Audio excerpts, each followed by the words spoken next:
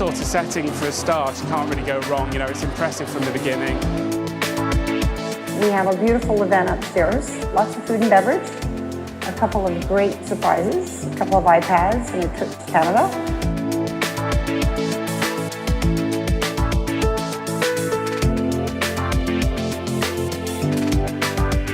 Here we are, 34th floor of the Gherkin.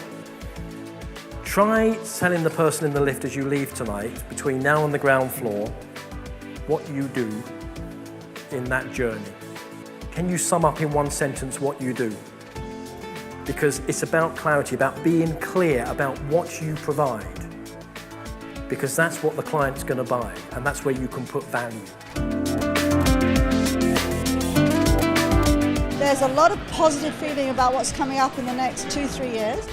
Canada's definitely on the list. And fortunately for Quebec, Montreal and Quebec City look like they're really going to take off.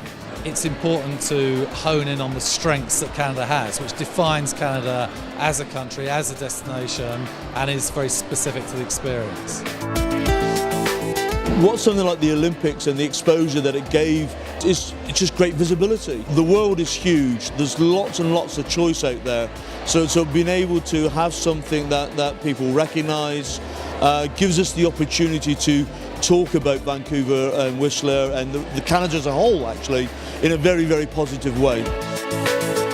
Okay, we have 2 iPads to give away. Gloria Bottega. And the grand prize is a trip for 2 anywhere you want to go in Canada. John Newman. Woo, John!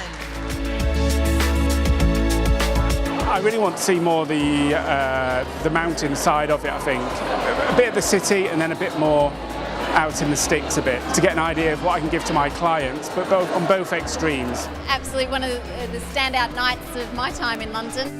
The presentation was really interesting and we found out a lot about the destination. So I think that the atmosphere of the evening has really lent itself to a really good networking opportunity.